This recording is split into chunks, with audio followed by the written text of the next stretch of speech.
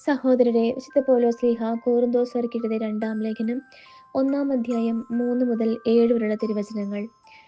നമ്മുടെ കർത്താവായ യേശുക്രിസ്തുവിന്റെ ദൈവവും പിതാവും കരുണയുടെ പിതാവും സകല സമാശ്വാസത്തിന്റെയും ദൈവവുമായി വാഴ്ത്തപ്പെട്ടവനാകട്ടെ.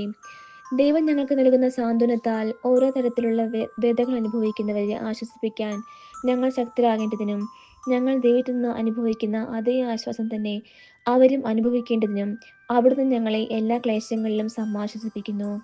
ക്രിസ്തുവിന്റെ സഹനങ്ങളിൽ ഞങ്ങൾ സമൃദ്ധമായി പങ്കുചേരുന്നത് പോലെ ക്രിസ്തുവിലൂടെ സമാശ്വാസത്തിലും ഞങ്ങൾ സമൃദ്ധമായി പങ്കുചേരുന്നു. ഞങ്ങൾ ക്ലേശങ്ങൾ അനുഭവിക്കുന്നെങ്കിൽ അത് നിങ്ങളുടെ സമാശ്വാസത്തിനും രക്ഷയ്ക്കും വേണ്ടിയാണ്. ഞങ്ങൾക്ക് ആശ്വാസം ലഭിക്കുന്നെങ്കിൽ അത് നിങ്ങളുടെ ആശ്വാസത്തിന് വേണ്ടിയാണ്.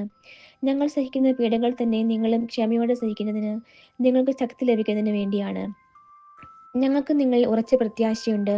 ഞങ്ങളുടെ ക്ലേശങ്ങളിൽ നിങ്ങൾ പങ്കുചേരുന്നത് പോലെ ഞങ്ങളുടെ സമാശ്വാസത്തിലും നിങ്ങൾ പങ്കുചേരും എന്ന് ഞങ്ങൾക്കറിയാം. നമ്മുടെ കർത്താവായ മിശിഹായ്ക്ക് സ്തുതി.